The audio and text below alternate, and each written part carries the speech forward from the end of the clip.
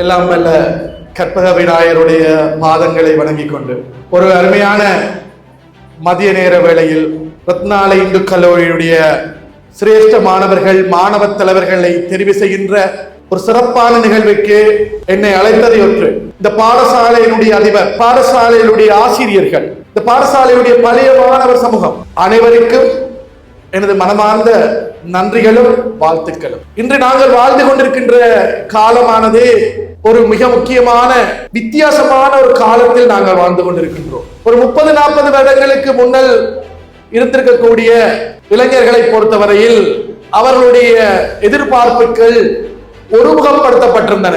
ஒரு 30 வருஷத்துக்கு முதல் பார்த்திருப்பீர்கள், அதுதான் காலம். 20 வருஷத்துக்கு முதல் அதுதான் காலம். கற்க வேண்டும், வேலைக்கு போக வேண்டும். ஆனால் இப்பொழுது இருக்கக்கூடிய மாணவர்களுடைய இளைஞருடைய எண்ணங்களில் பல குழப்பங்கள் இருக்கின்றன. முதலாவது எதை கற்பது என்று குழப்பம் இருக்கிறது. முந்தியெல்லாம் எடுத்தோடனே சொல்லிடலாம், டாக்டரா வரணும், இன்ஜினியரா வரணும், இல்லையா டீச்சரா வரணும்னு சொல்லிடலாம்.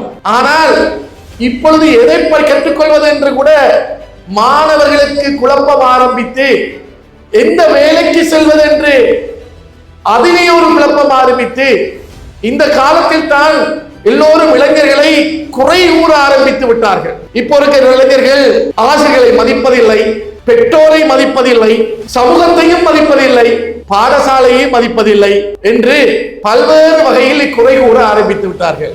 ஒரு பக்கம் பார்த்தால் உண்மைதான், அதுல மாற்று கருத்தும் இல்லை. நாங்கள் கண்ணாடியில் இருக்க முகத்தை, கண்ணாடியில போய் இந்த முகத்தை பார்த்தீர்கள் என்றால் அது முகம் ஒன்று தெரியும், அதுதான் எங்களுடைய முகம் என்று நாங்கள் நம்பிவிட்டு இருந்து விடுவோம். ஆனால் அந்த முகத்துக்குள்ள பல முகங்கள் இருக்கும், அதை நாங்கள் அந்த கண்ணாடி எங்களுக்கு காட்டி கொடுக்காது. அதுபோல்தான் இந்த இளைஞர்களும். நாங்கள் அவருடைய மேலோட்டமான முகத்தை பார்த்துவிட்டு அவர்கள் யாருக்கும் அடங்காத ஒரு இளைஞர்களாக வாழுகின்றார்கள், அல்லது எங்களுடைய கருத்துக்களை செவிமடுக்கிறதுக்கு அவர்களுக்கு ஒரு திராணி இல்லை காலம் இல்லை என்று அவர்களை குறை கூறுகின்றோம்.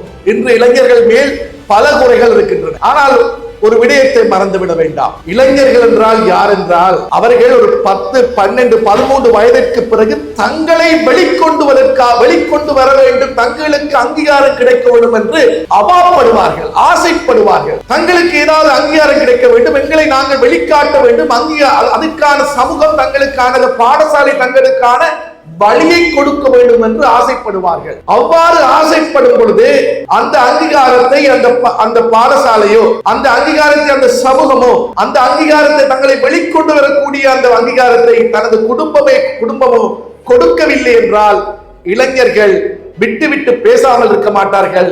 அந்த அங்கீகாரத்தை அல்லது தங்களை வெளிக்காட்ட தாங்களே முயற்சிப்பார்கள். அவ்வாறு முயற்சிக்கும் பொழுதுதான் தவறான பாதைகளில் அவர்கள் சென்று விடுகிறார்கள். இப்பொழுது சொல்லுங்கள், இது அந்த இளைஞர்களுடைய தவறா, எமது தவறா? எமது குடும்பமும் எமது சமூகமும் எமது பாடசாலைகளும் ஒரு விடயத்தை மறந்து விடுகின்றன. எமது இளைஞர்கள் அங்கீகாரத்துக்காகவும் தங்களை வெளிக்கொண்டுவதற்காகவும் தளத்தை தேடிக்கொண்டிருக்கின்றார்கள். அந்த தளத்தை நீங்கள் வழங்கிவிட்டீர்கள் என்றால், அந்த அங்கீகாரத்தை நீங்கள் வழங்கிவிட்டீர்கள் என்றால் இளைஞர்களை சரியான பாதையில் நாங்கள் வழிநடத்த முடியும். ஆனால் அவற்றுக்கு எமக்கும் நேரம் இல்லை, அவற்றுக்கு அதனை வழங்குகின்ற அந்த எண்ணமும் எங்களுக்கு இல்லாமல் போய்விட்டது. ஆனால் இன்று நான் பார்க்கக்கூடிய இந்த இளைஞர்களை நீங்கள் மாணவ தலைவர்களாக மாற்றுகின்ற அந்த அங்கீகாரம் கொடுக்கின்ற ஒரு செயற்பாடு உண்மையிலேயே மிகவும் வரவேற்கத்தக்கது. அந்த காலகட்டத்தில் அவர்களை எல்லாம் அங்கீகரித்து நீங்க தலைவர்கள் என்று ஆக்கிவிட்டீர்கள். என்ன ஸ்கூல்ல நான் படிக்கிறேன், ஹிந்து காலேஜ்ல என்ன அடிக்கடி கிளாஸ்ல வச்சு என்ன பிரிஃபெக்ட் ஆக்கிடுவாங்க, பிரிஃபெக்ட் இல்ல மானிட்டர் ஆக்கிடுவாங்க. முதல்ல இப்ப நான் எனக்கு ஒரே சந்தோஷம், என்ன மானிட்டர் ஆக்குறான்னு சொல்லி. அப்ப எந்த கிளாஸ்ல போனாலும் என்ன மானிட்டர் ஆக்குவாங்க. அது நான் ஜாழ்ப்பாணத்துல ஜெஃப்னா ஹிந்துலயும் அப்படித்தான், இங்க படிக்கும் பொழுது பப்ளமிட்டி ஹிந்துலயும் மானிட்டர் ஆகக்கூடிய வாய்ப்பு எனக்கு கிடைக்கும். இப்ப நான் யோசிப்பேன், ஏன்டா மானிட்டர் ஆக்குறான்னு பார்த்தா இந்த ரியாலிட்டி என்ன சொல்றா, குழப்படி செய்யறவங்களை தூக்கி மானிட்டர் ஆக்கிடுவாங்க ஈஸியா. அப்ப குழப்படி செய்யக்கூடிய ஆக்களை மானிட்டர் ஆகக்கூடிய வசதி இருக்கும் பொழுது அவை நான் யோசித்தேன், அவை இங்க குழப்படி செய்தால் அவர்களை மானிட்டர் ஆக்கினால் என்ன செய்வார்கள், அவர்கள் மற்றவர்களை ஆசுவாசப்படுத்துவார்கள், அவர்கள் பலரை ஒழுங்குபடுத்துவார்கள், தங்களையும் ஒழுங்குபடுத்தி மற்றவர்களையும் ஒழுங்குபடுத்தக்கூடிய அந்த பண்பு ஒருவரை நீங்கள் ஊக்குவித்து தலைவராக்கினால் வந்துவிடும். ஆகவே இந்த பாடசாலைகளில் இவ்வாறு தலைமைத்துவத்தை கொடுக்கும் பொழுது அந்த மாணவர்கள் தங்களையும் பலப்படுத்தி சமூகத்தையும் தனது சூழல்களையும் பலப்படுத்த வேண்டிய அந்த செயற்பாட்டுக்கு மாற்றப்படுவார்கள். மிக முக்கியமான ஒரு விடயத்தை மறந்துவிட வேண்டாம். நான் பொதுவாக சொல்லுவேன், வெற்றி பெற வேண்டும் என்று சொன்னால் 3 விடயத்தை கவனத்தில் கொள்ள வேண்டும். முதலாவது விடயம், அதன் மேல நம்பிக்கை வைக்க வேண்டும். எதை செய்ய வேண்டும் என்றாலும் அதன் மேல ஒரு நம்பிக்கை வைக்க வேண்டும்.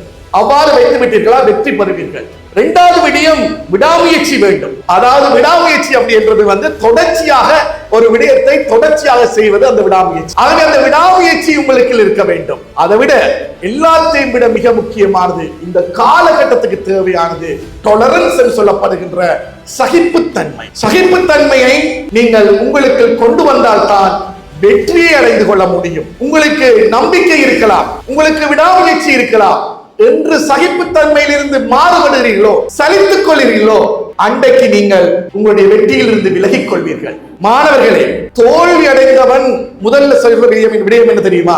பல காரணங்களை அடக்கி விடுவான். தோல்வி அடைந்தவனுக்கு பல காரணங்கள் இருக்கு. ஆனால் வெற்றி அடைந்தவனுக்கு ஒரே ஒரு காரணம் தான் இருக்கும். நான் இதனால் வெற்றி பெற்றேன் என்ற காரணம் மட்டும்தான் இருக்கும். தோல்வி அடைந்தவன் காரணங்களை தேடுவான், வெற்றி அடைந்தவன் வெற்றியை மட்டும் தேடுவான். ஆகவே தோல்வி அடைந்தவனாக இருக்க முயற்சிக்க வேண்டாம், காரணங்களை தேடிக்கொள்ள வேண்டாம். காரணங்களை தேடும் பொழுதுதான் நீங்கள் தோல்வியை தொடர்ச்சியாக தேடுவீர்கள். வெற்றிகளை தேடுங்கள். வெற்றி அடைந்தவன் வெற்றியை மட்டும், வெற்றிக்கான காரணத்தை மாத்திரம், ஒரு மாகாத்திரத்தை தான் கண்டுபிடிப்பான், அதன் ஊடாக பெற்றிருப்பான். பல காரணங்களை தேட மாட்டான். உலகத்தில் சில விடயங்கள் இருக்கின்றது, அதை எங்களால் மாற்ற முடியாது. அந்த மாற்ற முடியாத விடயங்களை நாங்கள் அவ்வாறு அந்த இடத்திலே விட்டுவிட்டு அதுக்கு சந்தோஷத்தை அனுபவித்தோம் என்று சொன்னால், அந்த சந்தோஷமாக இருக்கும் அந்த மீன் அந்த 3 நாளும் அந்த கையை பிடிக்கிறதுக்கு ஓடி ஓடி வந்து பார்த்துச்சு, இது எனக்கு சரி வராது, இவ்விடத்துக்கு வர்றதில்லை, எனக்கும் இல்லை.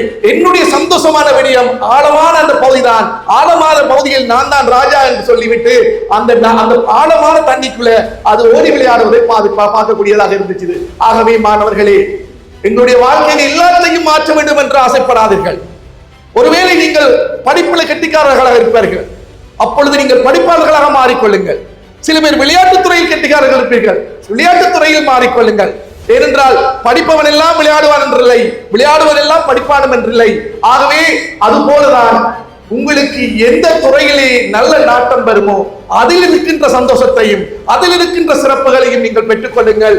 மற்றவர்களை பார்த்து நீங்கள் அவாப்படுவதை விட உங்களை பார்த்து நீங்கள் அவாப்பட்டுக் கொள்ளுங்கள். நீங்கள் என்னென்ன வாழ்க்கையிலே எவ்வாறெல்லாம் நீங்க வர வேண்டும் என்று நீங்கள் உங்களை பார்த்துக் கொள்ளுங்கள். இன்னொருவரை பார்த்து இவர் போல வர வேண்டும் என்று ஆசைப்பட்டுக் கொள்ளாதீர்கள். எனது வாழ்க்கையில் யாருக்கு என்ன என்று கேட்டால், நீங்க யாரை போல வரப்போறீங்க என்று கேட்டால் எனக்கு அதுக்கான பதிலே கிடையாது. ஏனென்றால் நான் என்னை போலதான் வர ஆசைப்பட்டேன். என்னிடம் இவர் போல் வாருங்கள், அவர் போல் வாருங்கள் என்று எனக்கு எனக்கு ரோல் மாடலும் கிடையாது. இவர் என்னை போலே நான் வரணும் என்று ஆசைப்பட்டேன். ஆகவேதான் இன்றும் நான் எனக்கான சந்தோஷத்தை எனக்குள் அனுபவித்துக் கொண்டிருக்கின்றேன். இவர் போல் ஒவ்வொரு கட்டங்கள் வரும் பொழுதையும் அவர் நீங்கள் அவ்வாறு ஆரம்பித்து விட்டீர்களா, இவர் போல் வரணும் அவர் போல் வரணும் ஆரம்பித்து விட்டீர்கள் என்றால் உங்கள் வாழ்க்கை உங்களை தொலைத்து விட்டு அவர்களுக்கு பின்னால் ஓட ஆரம்பித்து விடுவீர்கள். ஆகவே உங்களுக்குள்ள வாழ்க்கையை நீங்கள் அனுபவித்துக் கொள்ள வேண்டும் என்றால் நீங்கள் உங்களாகவே இருந்து கொள்ளுங்கள். உங்களை நீங்கள் வெல்லுங்கள், உங்களை பார்த்து ஆசைப்படுங்கள், உங்களை நீங்கள் மெருகூட்டிக் கொள்ளுங்கள். அதனூடாக வாழ்க்கையிலே நிரம்ப சந்தோஷங்களை பெற்றுக் கொள்வீர்கள். நீ உன்னுடைய வேலைகளை மற்றவனுக்கு கொடுத்துக்கொள், பகிர்ந்து கொள், பிரச்சனையே இல்லை. ஆனா பொறுப்பு உன்னுடையது. இன்று உனக்கு இந்த பேட்ச் கொடுக்கப்பட்டிருக்கிறது சொன்னால் அது பொறுப்புடன் வந்திருக்கின்றது. இந்த பொறுப்பு உன்னுடையது. உன்னுடைய வேலைகளை மற்றவுடன் பகிர்ந்து கொண்டு நீ செயற்பட்டுக்கொள். ஆனால் பொறுப்பினை நீயே வைத்திருக்க வேண்டும். இதனை நீங்க புரிந்து கொண்டீர்கள் என்றால் நீங்கள் இந்த பாடசாலை சமூகத்துக்கு மாத்திரமல்ல, பாடசாலை அதிபர் சொன்னது போல் இந்த நாட்டின் தலைவர்களாகவும் நீங்க வந்து விடுவீர்கள். இந்த மாணவர்கள் நாட்டின் தலைவர்களாக வர வேண்டும் என்று சொன்னால் உங்களுடைய எண்ணங்களில் மிக முக்கியமான விடயத்தை நீங்கள் விளக்கிக் கொள்ள வேண்டும். எப்பொழுதுமே வெற்றி என்பது இடக்கிட கிடைப்பதல்ல. அப்பப்ப நாங்கள் வெற்றியை பெற்றுக் கொள்ள முடியாது. தொடர்ச்சியாக முயற்சிக்கும் பொழுதுதான் வெற்றி கிடைக்குமே ஒழிய அப்பப்ப கிடைப்பது வெற்றி அல்ல. அது அதிர்ஷ்டத்தை நம்பார்கள். உண்மையான வெற்றியை நம்பிக்கொள்ளுங்கள். அந்த உண்மையான வெற்றியை தொடர்ச்சியாக முயற்சி செய்யுங்கள். ஏனென்று சொன்னால் உங்களுடைய முயற்சிகளில் தோல்வி வந்தால் கூட அந்த திட்டத்தை மாற்றுங்கள், ஆனால் இலக்கினை மாற்றிவிடாது. உங்களுடைய முயற்சிகளில் தோல்வி வந்துவிட்டால் அந்த திட்டத்தை மாற்றிவிடுங்கள், ஆனால் நீங்க செல்ல வேண்டிய இலக்கினை ஒரு நாளும் மாற்றி விடாதீர்கள். ஏனென்றால் இலக்கு ஒன்றுதான், திட்டங்கள் பலதாக இருக்கலாம். ஆகவே மறந்து விடாதீர்கள் மாணவர்களே. நீங்கள் உங்களுடைய தோல்விகள் வரும் பொழுது உங்களுடைய திட்டங்களை மாத்திரம் மாற்றிக் கொள்ளுங்கள். ஆனால் இலக்குகள் ஒன்றாக பயணிக்க வேண்டும். அந்த ஒன்றாக இருக்கக்கூடிய இலக்குகளைத்தான் நீங்கள் அடைய வேண்டும். ஆகவே இந்த அருமையான சந்தர்ப்பத்தில் உங்களுக்காக இந்த கிடைத்திருந்த இந்த அருமையான இந்த சின்னங்களை தோள்களில் சுமக்கும் பொழுது கௌரவத்துடனும் பாடசாலையினுடைய நட்பெயரை காப்பேன் என்ற அந்த எண்ணத்துடனும் உங்களுடைய குடும்பத்தினுடைய உங்களுடைய சமூகத்தினுடைய இந்த நாட்டினுடைய நட்பெயர்களை காப்போம் என்ற எண்ணத்துடனும் நாம் அனைவரும் பயணிப்போம் என்ற அந்த வார்த்தைகளை கூறி நன்றி பாராட்டி விடுவதற்கு Janagan Outreach, in association with Jananam Foundation, building bridges, changing life.